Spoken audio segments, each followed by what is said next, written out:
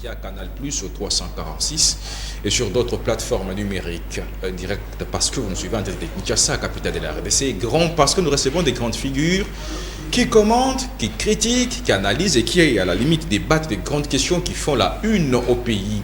Et ce jour, nous recevons de grandes figures qui vont certainement analyser, commenter, débattre même de grandes questions.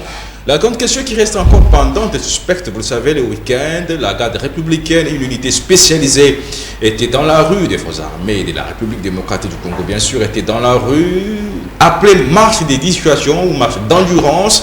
Ça appelait à des polémiques. Quelle lecture faire de cette marche de la garde républicaine? C'était dans pratiquement 4 villes de la RDC. Kolwezi, Kalemi, Kinshasa. Alors, que faire comme lecture? Nous en parlerons avec nos invités. Mais également la grande question qui taraude les esprits, c'est encore le processus électoral 2023, c'est en décembre, en quelques mois.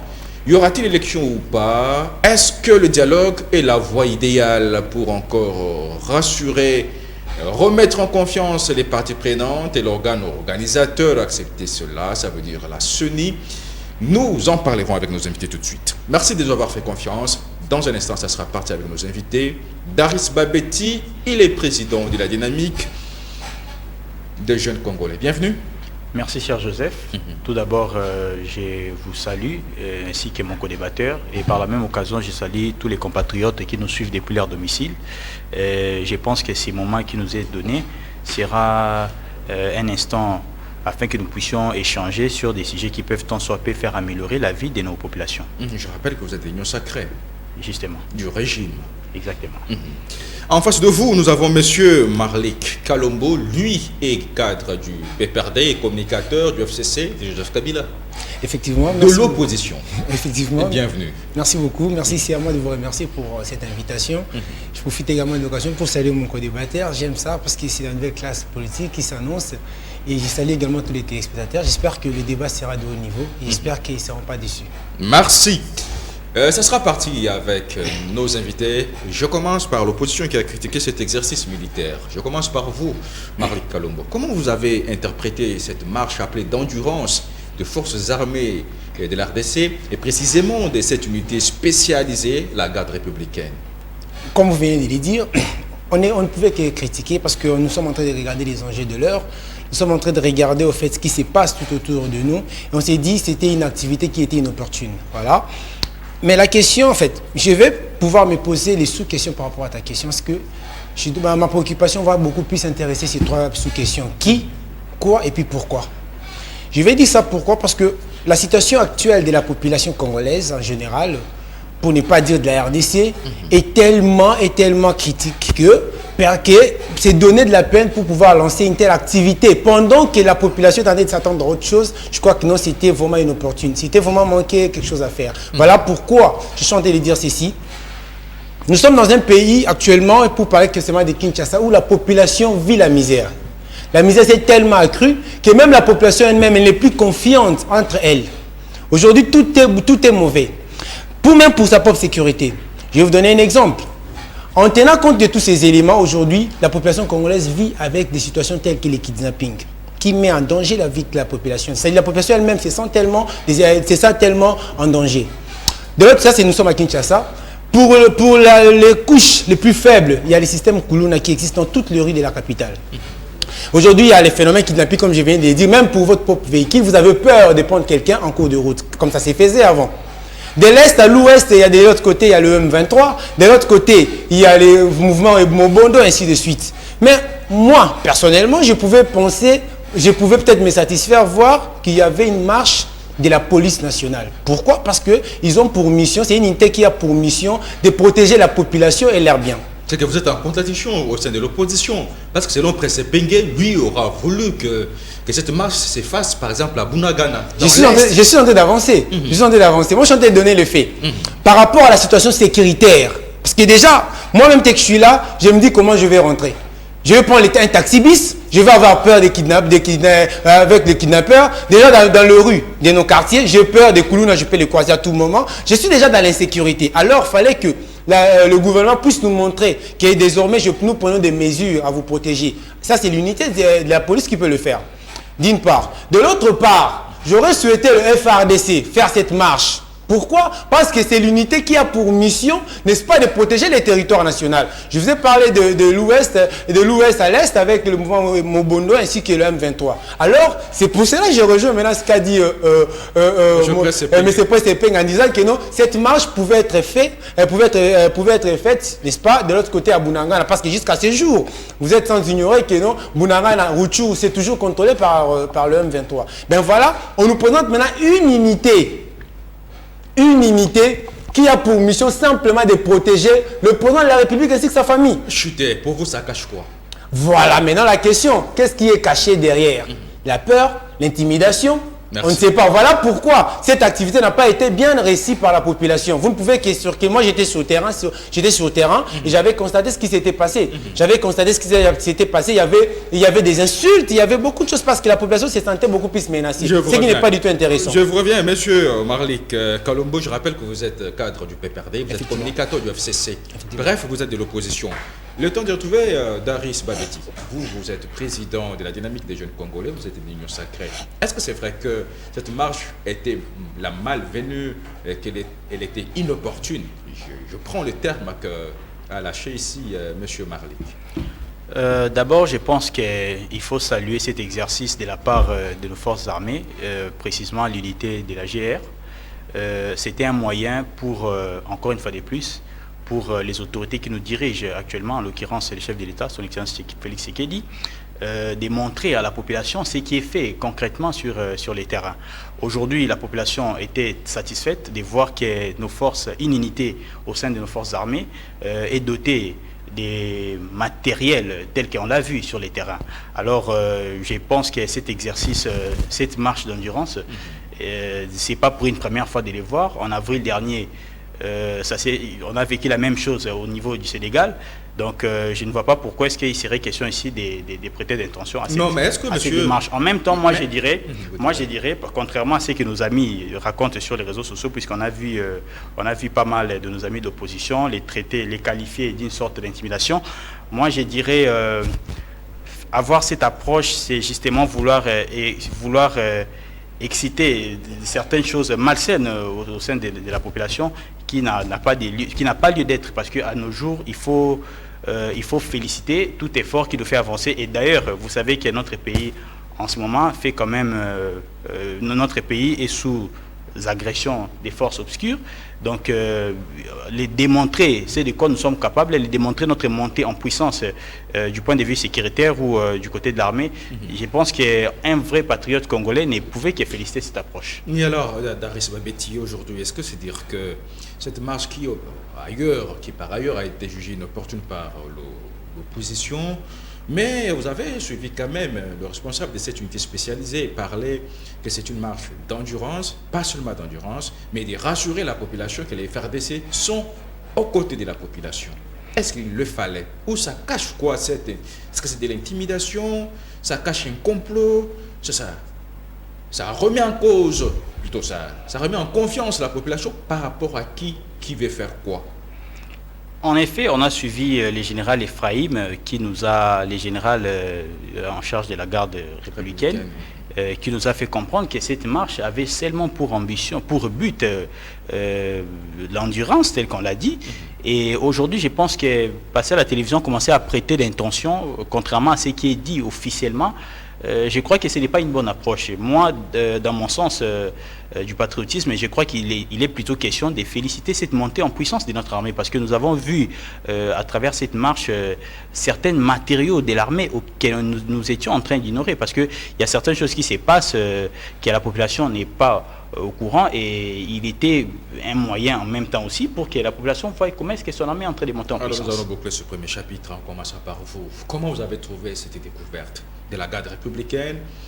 La population est partie de ses moyens pour dire ce qu'elle a vu, applaudi, des tenues différentes, un habillement à problème, qui sortait un peu de l'ordinaire, de la logistique, bref, une minute. Comment vous, personnellement, vous avez apprécié ce spectacle ou cette sortie de la garde républicaine?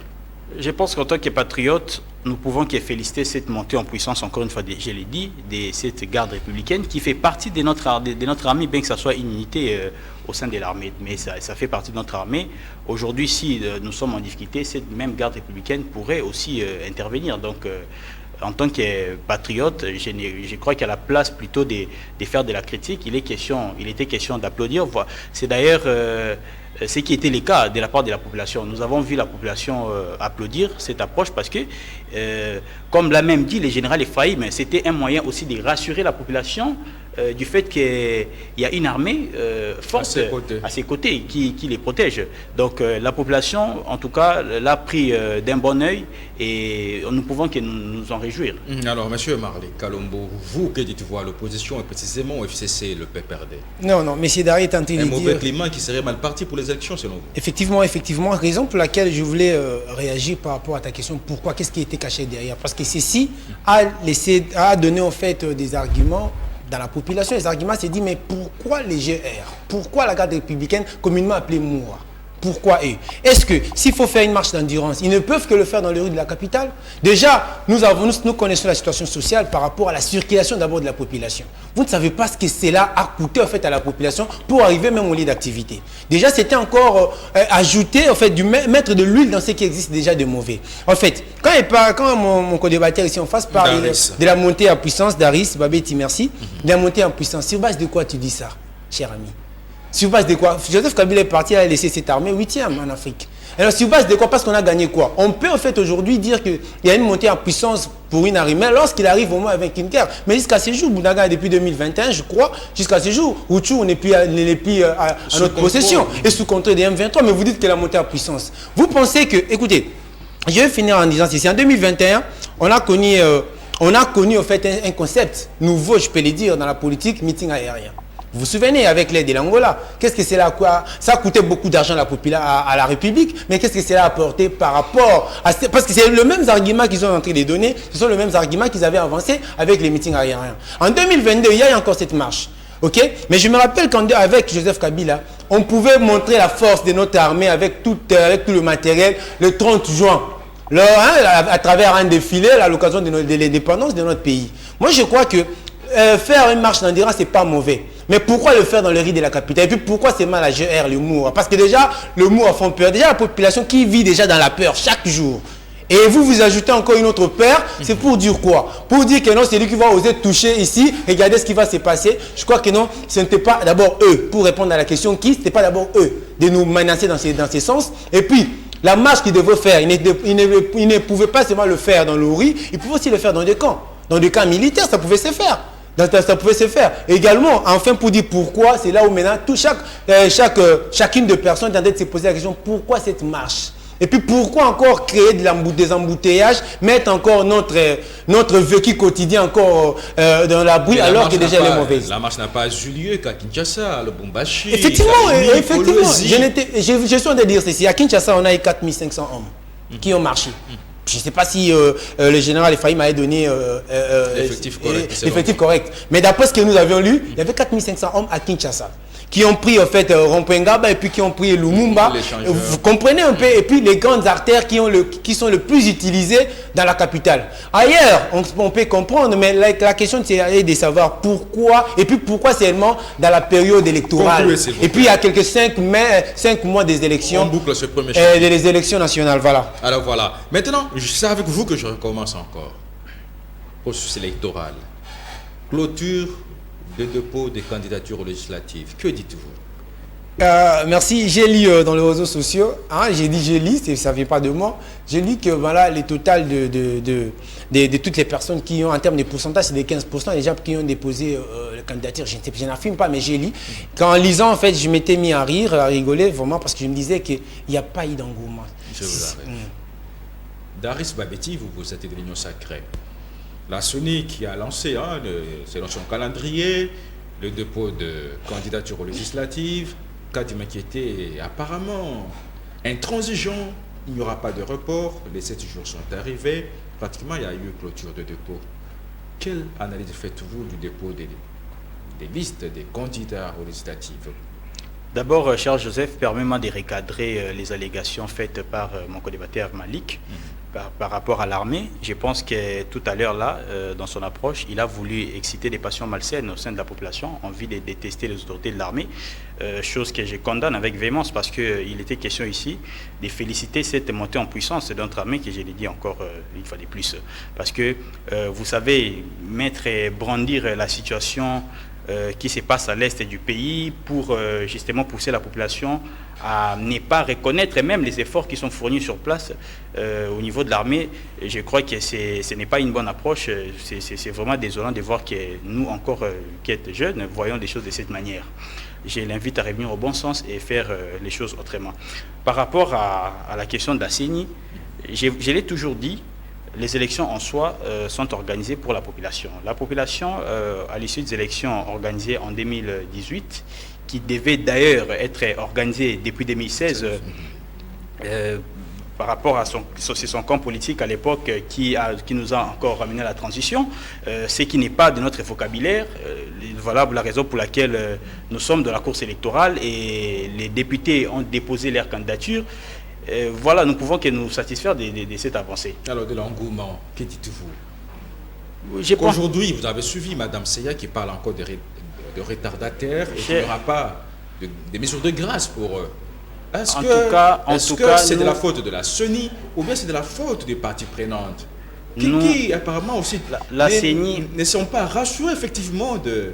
Cher Joseph, en soi, moi je ne parlerai pas de la CENI, mais nous sommes, en tant que politiciens, il est question ici de faire des analyses rationnelles et pour aboutir aux résultats escomptés. Je pense que la CENI, dans son approche, a fait les choses normalement, telles que c'est fait à la coutume, et puis ceux qui se sont présentés ont répondu juste à cet appel, parce que en soi, comme je l'ai toujours dit, ces élections sont organisées toujours pour la population, et la population, elle a besoin de renouveler sa confiance encore une fois de plus à l'issue des votes à ces dirigeants qu'elle va donner mandat à l'issue des élections prochaines. Alors. Donc la CENI a répondu à cette démarche. Donc ceux qui ne répondent pas ou les retardataires, on les sait tous, les retardataires ont toujours tort. Il n'est pas question ici de ne pas avancer à cause de certaines personnes qui pensent pouvoir s'abstenir ou encore qui auraient du retard de leur côté.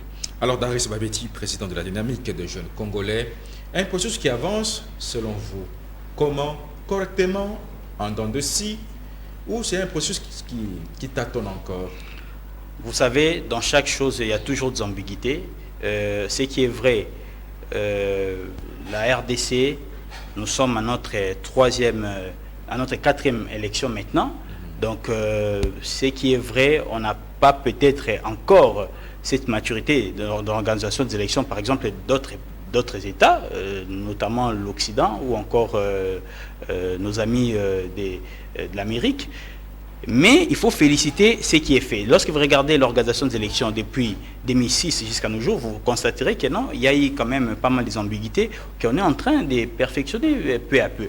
Donc il n'est pas question ici de dire que les choses se passent de manière parfaite, mais il faut reconnaître les efforts fournis et il faut voir où est-ce qu'on est en train d'aller correctement. L'herbe sur les pieds, que je vous relance tout de suite là, vous avez dit.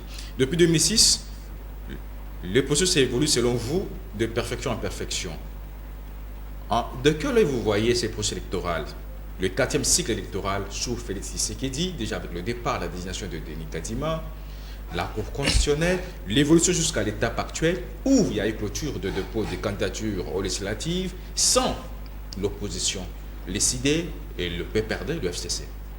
D'abord, il ne faut pas mettre en évidence seulement le fait que les processus avancent sans l'opposition. Il faudrait voir dans quel contexte l'opposition ne se représente pas. Ça aussi, c'est très important parce que vous allez voir, il faut reconnaître les efforts des uns et des autres dans cette démarche. Les présidents de la CENI, M. Denis Kadima, nous l'avons vu dernièrement prendre langue avec toutes les parties prenantes de ces élections. Parce qu'à la coutume de la CENI, toutes les forces politiques qui sont représentées dans les deux chambres, notamment les Sénats et l'Assemblée nationale, devaient se représenter aux élections. Alors lui, pour ce qui est de la coutume de la CENI, il a pris langue avec tout le monde pour s'assurer que tout le monde prenne part. Et s'il y a certaines personnes qui ne se sont pas préparées au préalable pour ces élections et qui veulent s'abstenir, je ne pense pas qu'il y a grand-chose à faire là-dessus. Et nous devons avancer parce que, encore une fois de plus, je le répète, ces élections sont organisées pour la population. Dares Babeti, président de la dynamique des jeunes congolais. Exactement. Vous êtes de l'Union sacrée. Justement. Je vous retrouve. Alors, monsieur Marlik Kalombo, vous êtes du cadre du PPRD, communicateur FCC. Le processus qui évolue sans vous, comme qui dirait, le chat aboie, la caravane passe. Mais merci beaucoup, M. Joseph. Je suis en train de... Vous n'aurez que vos yeux pour pleurer. Oui, effectivement, je suis en train de suivre ce que mon co-débatteur est en train de souligner. Ben, je crois qu'il parlait d'un processus électoral. Nous avons des lois dans ces pays qui existent, nous avons des lois organiques. Mais cela, parfois, ne nous étonne pas dans la mesure où, depuis que ce pouvoir est en place, ne fait que piétiner les tests légaux. Et on essaie de les comprendre parce que ça ne sert à rien de rappeler encore ce qui s'est passé. Mais aujourd'hui, parler d'un processus électoral... qui évolue bien. Bah, évoluer bien, ça c'est vous qui le dites, mais ça n'évolue pas bien d'après ce que nous voyons, d'après même lui-même ce que M. Denis Kadima est en train de dire. Déjà, il parle déjà d'un problème sérieux lié aux finances, il parle déjà d'un problème lié à la candidature et également. Alors lui-même, il soulève déjà les petits problèmes qui sont en fait dans son processus. Mais en fait, on ne peut pas parler d'une CENI ou soit d'un processus électoral qui sera organisé par une institution conformément à la loi organique qui n'a pas en fait les représentants de toutes les parties prenantes. J'espère que vous êtes en train de me comprendre ici. Pour qu'on puisse parler d'une CENI qui est consensuelle, il doit y avoir aujourd'hui le PPRD, les représentants du PPRD. Ils sont là. Ils ne sont pas là. Les représentants du FCC. Ils sont là. Ils ne sont pas là. On doit avoir aujourd'hui l'opposition avec Martin Fayulu et les autres. Maintenant, ceux qui sont là, ce sont des personnes qui sont dans l'union sacrée. Est-ce que ce n'est pas l'histoire qui vous rattrape? Bah, l'histoire, non, le contexte n'est pas le même. Je vais vous expliquer. Vous ont été aussi faites sous votre régime du débauchage. Vous avez par exemple Jean-Pierre Kalamba qui était rapporteur de la CENI, mais qui est l'UDPS contesté. Vous avez par exemple Gustave Womba qui était de l'UNC, de Vital Kamere, mais qui était... Maintenant, le problème c'est de parler... Il y a eu élection. Mais le problème maintenant c'est de parler de l'origine de ces animateurs. Aujourd'hui, Denis Kadima, si vous parlez de l'histoire, je vais vous dire que non, Ngoï Mulunda, comment il s'appelle encore Malou Malou, et puis Corneille Nanga n'était pas en fait politique. Tout le monde a fait toujours l'objet des contestations. Effectivement. Mais maintenant, l'objet de contestation, c'est lié à quoi? Au consensus. Là, c'est tout le monde les six confessions doivent voter pour la personne. Mais ici, il y a des grandes confessions qui n'ont jamais voté et qui ne cessent aujourd'hui de pouvoir en fait leur position et argumenter là-dessus. Parce que la machine avance. La machine avance par rapport à ce qui existe aujourd'hui. Nous sommes en train d'observer, nous sommes en train de voir ce qui va arriver. J'ai lu le communiqué que Dandayouel avait publié. J'avais vu en fait c'est que lui il a suggéré à la population. En fait, gérer c'est aussi prévenir les dégâts. Il ne faut pas attendre à ce que les dégâts puissent arriver et puis pour pouvoir chercher des solutions palliatives. Moi je crois qu'avec le processus... Monsieur Marlik Kalombo, je vous relance. Ayez vos apaisements. Je rappelle que vous êtes communicateur du FCC. Oui. Est-ce qu'aujourd'hui, vous regrettez votre décision de ne pas vous faire enrôler aujourd'hui? Non, on ne regrette pas parce que c'était une décision réfléchie. Et puis, ça n'a pas commencé aujourd'hui. Ça a quel impact aujourd'hui sur les processus électoraux? Ça a un impact parce qu'on ne peut pas parler d'un processus électoral crédible et transparent sans la représentation d'un grand parti comme le PPRD, soit de la représentation d'une grande plateforme comme le FCC. Alors, M. Marlik, vous prétendez dire de grandes plateformes, grands partis politiques. Est-ce que vous estimez qu'aujourd'hui, il y a moyen de faire un rétropédalage pour revenir sur vos revendications? Non. Et en même temps, vous exigez le délai constitutionnel. Mais effectivement, c'est parce qu'on a vu qu'il y a eu quelque chose de l'intention en fait. Il a fait quelque chose qui, comment je peux les mots que je peux utiliser, en fait, il y a quelque chose d'exprès. Parce que les revendications que nous avions données, ça a duré. On les a données juste après que les bureaux soient mis en place. Et puis on a donné notre position que tout le monde connaissait. On ne cessait de les dire. Là, pour l'opposition qui est venue, qui s'est créée encore, a donné les mêmes positions. Si réellement, Denis Kadima ou soit le président de la République, pouvait au fait chercher à éviter les chaos politiques, soit les chaos post-électoraux. Il pouvait au fait écouter ces aléas et puis pour pouvoir essayer un peu de satisfaire tout le monde. Parce que quand on parle d'élection, d'une élection, ou soit des élections démocratiques transparentes, il doit y avoir la représentativité des opposants et des membres du pouvoir. Mais ici, nous sommes en train de constater que nous avons une CENI qui n'est composée que le membre du pouvoir. Et comment vous voulez qu'on puisse parler d'un processus électoral qui soit fiable? Alors, vous parlez d'un chaos. Je reviens, c'est là où je prends Daris Babeti. Est-ce qu'il y a un chaos post-électoral à venir, à l'issue des élections de 2023? D'abord, je ne pense pas qu'il y ait un chaos dans ce sens. Vous conviendrez avec moi que l'opposition aujourd'hui est vaste. Ça ne consiste pas seulement à nos amis du FCC, ou encore nos amis de la Mouka, de l'ECD, du Marc Desbarthès Fayulu qu'il a mis en évidence tout à l'heure. Nous avons les camps des Katumbi qui se sont prononcés pour prendre part au processus et je ne crois pas qu'aujourd'hui en RDC nous comptons plus de 900 partis politiques. Résumer toutes ces forces, justement aujourd'hui résumer toutes ces forces, aujourd'hui résumer toutes ces représentativités au nom du PPRD ou encore au nom de l'ECD, je crois que c'est craché sur la population qui nous suit. Donc, il n'y a pas de débat à ces sujets. La machine avance, on avance. Il y a plus de 900 partis politiques qui sont des tendances différentes, que ce soit ceux qui sont centristes, que ce soit ceux qui sont de la majorité ou encore de l'opposition, qui prennent part au processus. Et ce n'est pas pour autant que parce que c'est vrai qu'ils ont une représentativité au sein de l'Assemblée. Mais ce n'est pas pour autant par rapport à deux partis politiques que j'ai mis en évidence tout à l'heure que la machine n'est pas en mesure, ne serait pas en mesure de tourner. Alors, M. Daris Babeti, est-ce que tout compte fait, vous ne trouvez pas qu'il y a nécessité aujourd'hui de prêter une oreille à certaines revendications de l'opposition? Vous avez même vu une bonne partie de la communauté internationale parler des élections inclusives, transparentes et démocratiques. C'est qu'il y a quoi? Cher Joseph, je vous dis, c'est la démarche qui a été faite par les présidents de la CENI. Nous l'avons tous suivi. Les présidents de la CENI ont pris langue avec toutes les parties prenantes, justement en vue de mettre tout le monde autour d'une table afin de faire participer tout le monde. Mais si certaines personnes... Afin de faire participer tout le monde. Justement. Pour sa propre crédibilité ou bien pour crédibilité la CENI. Ça n'a rien à voir avec la crédibilité. Ça n'a rien à voir avec la crédibilité. La dernière invitation que Denis Kadima a lancée à Joseph Kabila est restée lettre morte. C'est que aller vers Kadima, c'est crédibiliser la personne qui, entre guillemets, serait mise en doute par l'opposition, ou bien c'est aller vers la CENI. Cher Joseph, vous conviendrez avec moi que ça fait partie de la démarche de la CENI. Nous l'avons vu dès la première organisation des élections jusqu'à nos jours. Il est question ici de faire participer tout le monde. À une certaine époque, vous avez vu, l'IDPS n'a pas pris part aux élections. Ce n'est pas pour autant que la machine s'était arrêtée. Donc la même chose, la même scène nous sommes en train de vivre aujourd'hui. Et d'ailleurs, je pense que notre ami Malik, qui est du PPRD, aurait mieux fait de faire preuve beaucoup plus d'humilité au lieu de venir encore mettre en cause cette démarche électorale qui aujourd'hui n'ont pas, et à leur tour, ils n'ont pas fait mieux, vous le savez autant que moi. Il y a eu beaucoup de bavures. Ils nous ont amenés à la dialogue national au lieu de nous organiser des élections en 2016, mais ce n'est pas le cas aujourd'hui. La preuve en est, vous voyez, la CENI faire de son mieux pour que nous puissions avoir les élections dans les temps escomptés. Et cette éventualité de la transition ne fait pas partie de notre vocabulaire, je l'ai dit encore, ce qui voudrait dire qu'ils ont été invités. Il faut les mettre en évidence parce que nous l'avons vu, peut-être que les gens n'ont pas compris, mais nous avons vu ces démarches de la part du président de la CENI, prendre des langues avec tout le monde pour s'assurer que toutes les parties prenantes puissent participer. Ce n'était pas le cas. Est-ce que certainement qu'on peut dire il faut mettre en évidence les parties prenantes? Est-ce que Joseph s'est-il rendu compte qu'il y a une crise? Cher Joseph, ce n'était pas le cas pour les élections de 2006. Non, mais est-ce que Denis Kadima, en invitant une frange de l'opposition qui campait une position de ne pas, en invitant ses camps vers lui, est-ce qu'il y a une crise? De toute évidence, lorsque certaines... parce que je l'ai dit ici, les forces politiques, c'est sur base de votre représentativité au sein des deux chambres, notamment le Sénat ou encore l'Assemblée nationale. Alors,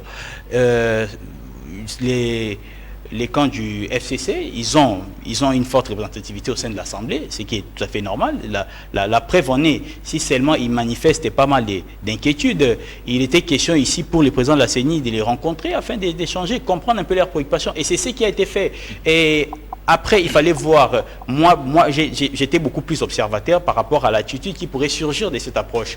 Mais lorsque nos amis préfèrent s'abstenir à cette position, bon, en soi, il faut revenir à cette réalité du fait que l'organisation est engagée pour la population. Bref, il y a blocage. Non, il y a crise. Non, il n'y a pas blocage. Nos amis, ils ont manifesté l'inquiétude et ça a été répondu du fait qu'on les a écoutés. Et si on vous écoute et que... Vous savez, nous comprenons... S'il vous plaît, je vous reviens, Daris Babetti. Les écouter, l'opposition a été claire au sortir. L'audit du fichier par des experts, un audit externe, un consensus autour de la CENI. Il faut voir d'abord pas mal des demandes de l'opposition. Pour une fois, ça a été vraiment pris en compte. Vous le savez autant que moi, même les experts sud-africains et malawaites que nous avons ici, c'était sur demande de l'opposition. Est-ce qu'il faudrait continuer à répondre aux demandes de l'opposition? Encore, il faudrait avancer parce que nous sommes à quelques mois des élections. Nous sommes à 5 mois des élections, il faut avancer, il y a beaucoup de choses qu'il faut mettre en place. On ne peut pas s'attarder autour de cette situation. Marlik Kalombo du FCC, vous croyez que les temps avancent? Les temps avancent. Vous tenez à ce que les élections se tiennent dans les délais constitutionnels. J'ai utilisé un terme ici. Les élections, selon vous exigez la tenue des élections dans les délais constitutionnels. Effectivement. Vous savez, le PPR de mon parti n'avait jamais dit, soit n'a jamais dit une seule fois que non, il n'est pas prêt pour les élections. Mais sauf que le PPR a décliné le fait de participer dans les élections que M. Kadimaïs, tout son bureau, vont organiser. Vous voyez, c'est ça, en fait, il faut nuancer quand même. Quand je fais allusion au PPRD FCC, l'opposition, je suis en train de dire c'est là sur base de poids, de la force comme il venait de les soulever. Alors, sur base de poids, on sait connaître... comment vous interprétez ces refus de Joseph Kabila d'aller répondre à l'invitation de Denis Kadima? Non, le refus de Joseph Kabila d'aller répondre à Joseph Kabila, on avait déjà trouvé, c'était une façon de se crédibiliser. Vous voyez? Parce qu'il a vu l'opposition. Il a vu d'autres personnes, ils ont échangé, mais pour quel résultat à la fin? Il a rejeté toutes les demandes, soit toutes les préoccupations en fait, des opposants. Alors, voir Joseph Kabila, quelle qualité? Joseph Kabila était un individu comme moi.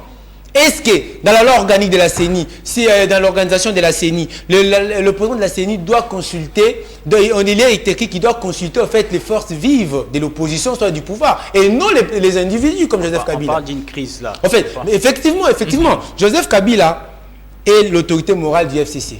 Mais la personne qui gère le FCC, c'est Raymond Tshibanda.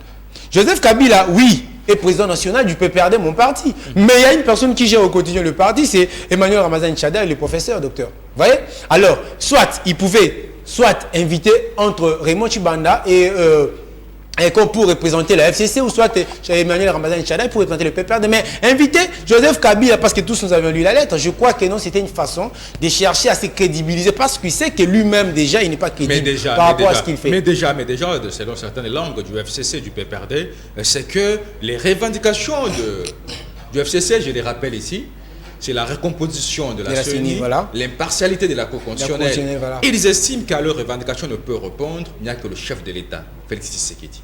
Bah effectivement, les chefs de l'État peuvent répondre à cette préoccupation parce que c'est lui le garant de la nation, c'est lui qui gère, c'est lui le garant du bon fonctionnement des institutions. Lui-même, il s'est constaté que, bon voilà, vous savez, je vais dire une chose. Aujourd'hui, si M. Kadima et président Félix, ils ont le droit aujourd'hui d'imposer au FCC et au PPRD leur participation faite aux élections. Pour Denis Kadima, il y a deux choses. Soit il démissionne, parce qu'il a montré quand même ses limites par rapport au processus. Et le président de la République peut aujourd'hui intervenir pour montrer qu'effectivement, je suis un vrai démocrate, parce qu'il a beaucoup plaidé pour la démocratie, pour l'état des droits, il a beaucoup plaidé pour... Pardon? En faisant quoi? Effectivement, je suis en train d'arriver, je suis en train de te donner des éléments. En faisant quoi? Parce que la CENI, comme étant une institution, nationale qui est indépendante, lui comme étant garant de la démocratie, il ne pouvait que dire un mot.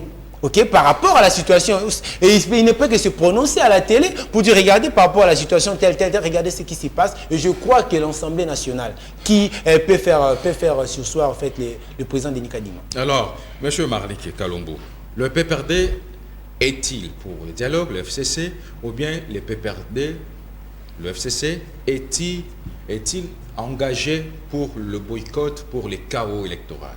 Non, nous, on n'est pas là pour les cas. Une transition, On pour est- un dialogue. On n'est ni pour la transition, on n'est ni pour le chaos électoral, mais on est juste on est là juste pour que les choses se fassent très Qui bien. est se les passent très élections bien. dans les délais. Les élections dans les délais. Maintenant, nous, ça ne nous étonne pas parce que les revendications que nous faisons, on n'a pas commencé à le faire aujourd'hui. Vous voyez? Et puis c'est quelque chose qui devrait se faire et qui ne pouvait même pas prendre beaucoup de temps. Le président de la République avait tout le temps. Ok, et même le monsieur Denis Kadima, si il avait le cœur, n'est-ce pas, à satisfaire la population congolaise, avait tout le temps de refaire les choses calmement, mais même nos députés nationaux. Mais seulement, il y a eu la mauvaise foi de pouvoir imposer un rythme qui, malheureusement, nous sommes dans un pays démocratique, que personne ne pourra faire laisser passer. Et surtout qu'aujourd'hui, c'est quand même une honte, même devant la communauté internationale, de voir qu'une plateforme comme la FCC, un grand parti, avec beaucoup de représentativité dans la chambre basse et la chambre haute, mais qui ne participe pas dans les élections, mon frère. Entre nous soit dit, comment pouvons-nous parler d'un processus électoral Mais qui soit maintenant, c'est quoi le fiable? schéma? Nous sommes déjà à 5 mois. Les schémas aujourd'hui... Maintenant, concrètement, que faire? Les chemins aujourd'hui, je vais vous dire une chose. On a suivi tous les revendications de l'opposition après leur entretien avec le président Denis Kadima. Le président Denis Kadima avait promis de répondre dans le jour qui vient, je crois 48 heures. Oui, il a répondu. Il a répondu parce que l'opposition avait dit, ok, ce que vous avez fait, d'accord, on avance, on est d'accord. Mais seulement, on vous demande une chose. L'audit externe. Mais écoutez, ça a toujours été ainsi. La CENI a rejeté. Mais pourquoi il doit les rejeter? Pourquoi il a peur? Qu'est-ce qu'il veut que nous comprenions sur ces rejets? Déjà, il a refusé contre... c'est une des demandes que la CENCO avait fait également. La CENCO avait fait la même demande. On exige un audit externe. Il a encore refusé. L'opposition, on exige l'audit externe. Il a encore refusé. Maintenant, vous voulez qu'on puisse se contenter simplement de ce que lui, le roi, ou soit le seul expert que nous connaissons en la matière, qu'il accepte aujourd'hui que, bon, voilà, des individus qu'une personne ne connaît puissent auditer, en fait, les fichiers électoraux. Alors, comment ça va se résoudre? Un dialogue? Nous, on n'est pas là pour le dialogue. Maintenant, on pense au moins que discuter en fait autour d'une table par rapport à la question politique, soit par rapport à la question électorale, serait aujourd'hui un avantage pour la population et serait aujourd'hui aussi une mesure palliative pour éviter les pires dans les jours à venir. Nous sommes en train d'atterrir avec vous, Daris Babeti. Le PPR2, le FCC, refuse ni dialogue, refuse ni consultation, refuse tout autre schéma. Mais au moins le FCC veut les élections dans le délai. Il a dit que le PPRD le FCC n'a pas non plus peur des élections. Il est prêt pour les élections. D'abord, il a parlé du rejet de la CENI, qui, à mon sens, est justifié du fait que plusieurs revendications ont été prises en compte, mais qui, à nos jours, les revendications ne font que s'accroître au lieu de nous faire avancer, alors que la population, elle attend que les organisations soient organisées dans le délai constitutionnel. Contrairement à ce qui a été fait par nos prédécesseurs, nous avons connu les dialogues nationaux, chose qui a suscité pas mal d'indignation de la part de la population, jusqu'au point de vouloir faire recours à l'article 64 de la Constitution, alinéa 1er. Et c'est cette scène qui n'est pas la nôtre, parce que nous sommes là pour respecter les délais constitutionnels et la CENI a fait preuve de diligence. La preuve en est, elle a été en tout cas ouverte à toute éventualité. La CENI a pris compte de plusieurs demandes. La preuve en est, vous avez vu les experts auditeurs de l'Afrique du Sud ainsi que les Malawites venir. Il y a eu même une représentativité des Congolais. Donc je ne vois pas pourquoi est-ce qu'à ce stade on doit tourner autour du pot. Je ne vois pas pourquoi est-ce qu'à ce stade on doit rester sur les mêmes questionnements. Donc la raison pour laquelle je crois, à mon sens, que les autorités de la CENI se sont décidées cette fois-ci d'avancer. Donc cap vers les élections. Cap vers les élections, parce que là c'est une question du respect de la Constitution. Est-ce que vous pouvez rassurer que vous, le régime, vous êtes aussi à même de respecter les délais constitutionnels, au-delà de ce que Denis Kadima lui-même ne cesse de chanter, hein, comme la chanson Contrainte, qui reviennent les deux, sécuritaire et financière. Est-ce qu'à un moment donné, vous ne pouvez pas vous trouver dos au mur et revenir maintenant sur l'opposition pour trouver un peu de souffle, lorsque vous trouverez que les carottes seront cuites? Non, mais je pense que toutes les démarches ont été faites. On a suivi il n'y a pas longtemps, les présidents de la CENI prennent les langues avec toutes les parties prenantes des élections. Vous voyez, j'aurais compris l'approche de nos amis d'opposition, si seulement ils se sentaient biaisés, si seulement on ne reconnaissait pas leur force politique. Mais du moment où le président de la CENI a fait des invitations pour son camp politique, par exemple, à son autorité morale, M. Joseph Kabila, on a vu M. le président de la CENI prendre une langue avec les blocs de l'opposition, notamment M. Katumbi, M. Fayoulou, et M. Matata Ponyo et Sesanga, donc, et même M. Adolphe Mouzito. Donc je ne vois pas ici pourquoi est-ce que certaines personnes les déclaraient ouvertement comme ça, du fait qu'ils se sentiraient écartés. Parce que leur force, en les écoutant comme ça, c'est justement un moyen, à mon sens, c'était justement un moyen pour la CENI de reconnaître leur force politique. Maintenant, nous allons conclure ce magazine. Chacun d'entre vous aura ses 5 minutes. Je vais commencer par vous, M. Daris Babeti. Maintenant que l'opposition brandit l'article 64, l'opposition appelle la rue comme l'unique rempart pour trouver solution. Que pensez-vous? Vous vivez avec peur au ventre, vous, le régime, bien sûr. Je crois que les contextes où... Vous avez vos 3 minutes pour conclure. Justement, cher Joseph, je crois que les contextes où les choses se présentent à ce stade, il n'est pas question de faire mention à l'article 64 de la Constitution, parce que ce n'est pas la scène que nous avons vécue en 2016 qui était les moments constitutionnels pour organiser des élections, contrairement à ce qui a été fait, parce que nous avons ramené en 2018 à l'issue du dialogue national. Ici, les élections seront organisées dans le délai constitutionnel, et je pense d'ailleurs que ceux qui font abusivement mention à l'article 64 de la Constitution tombent encore au même piège de ce même article dans son alinéa 2. Parce que là, ce sont des gens qui ont une intention malsaine, justement, contre les régimes en place, qui n'est pas en violation de la Constitution. Daris Babeti, merci d'être venu. Merci, cher Joseph. Je rappelle que vous êtes président de la dynamique des jeunes Congolais. Tout à fait. Vous êtes des lions sacrés. Exactement. Maintenant, monsieur Marlik Kalombo, vous, au-delà de ça, vous évoquez plusieurs dossiers, notamment, vous avez parlé de ces dossiers de l'entreprise Viet, qui était commis aux travaux de la construction de l'aérogare de l'aéroport de Ndjili. Rupture, contrat résilié, l'entreprise menace de saisir le tribunal de Paris pour ce dossier contre la RDC. Et vous pointez le régime, selon vous, ce sont les travaux qui ont été débutés, marché gagné par cette entreprise depuis Joseph Kabila. Pour vous, le régime Tshisekedi ne fait rien de bon que de mauvais. Effectivement, c'est un régime qui fonctionne dans les systèmes. Quand c'est bon, c'est moi, et quand c'est mauvais, c'est lui. Vous voyez, c'est un régime qui ne sait pas en fait s'assumer. C'est pour cela que nous sommes en train de regretter tous ces comportements. Vous savez, dans ces dossiers, il y a ce qu'on appelle l'abus de ces principes sacro-saints qui est connu de la continuité du pouvoir. On sait que quand il y a un pouvoir qui était là, qui fait quelque chose, et que toi, vous venez, vous avez les affaires, vous pouvez continuer. Alors ici, on était déçus de voir que sur instruction du ministre des Finances, la RVA, c'était le 16 juin 2023, et la RVA, en fait, la RVA écrit, s'adresse à cette entreprise VTC, voilà, de pouvoir résilier les contrats de la construction de l'aérogare d'Ndjili, alors que c'était l'entreprise qui avait gagné les marchés après des appels d'offres. C'était quelque chose qui nous avait étonné. Et 3 jours après le 19 juin, ces 19 juin 2023, l'entreprise écrit également, s'adresse à la RVA pour dire que non, nous refusons de résilier les contrats. Et pour des raisons bien que nous connaissons, que je pourrais pouvoir donner très rapidement. Alors c'est quelque chose qui ne marche pas. Et l'entreprise a dit, au cas où il n'y avait pas harmonisation entre les deux parties, l'entreprise va saisir en fait la Cour d'arbitrage de Paris. Et avec, selon les éléments que nous avons, si seulement ça arrivait ainsi,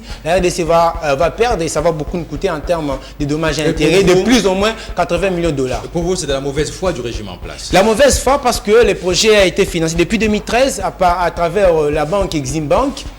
Le projet a été financé depuis 2018 de 20 millions de dollars, sans compter que cette entreprise aussi avait préfinancé ce projet à coût de 10 millions de dollars pour qu'on puisse travailler, on puisse commencer les travaux. Les travaux avaient commencé. Il y a eu beaucoup de commissions mises en place pour pouvoir vérifier la faisabilité et même les avancées des travaux. Et cela a été certifié par ces commissions. Et on était étonné de voir qu'en 2022, on a vu que non, il y avait plus les travaux s'étaient s'arrêter et c'était arrêté. Et l'entreprise a justifié cela en disant que le coût l'argent qui a été débloqué pour les travaux, on a fait les travaux selon le coût et voilà.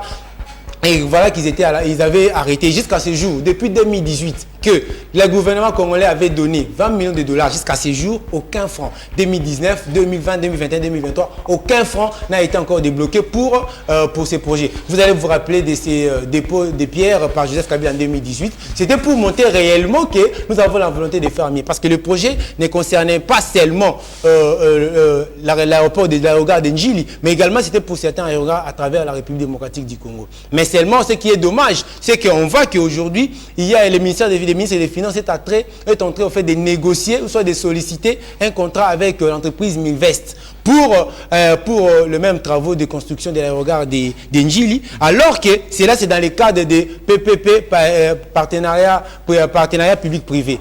Alors que nous connaissons tous que non, les aérogares ne sont pas trop rentables. Voilà un peu ce qui nous dérange et pour cela, nous sommes en train de chercher en comprendre en conclusion qu'est-ce qui est caché derrière, ou soit qui est caché derrière cette entreprise Milvest qui, à elle tout seule, gagne tous les marchés.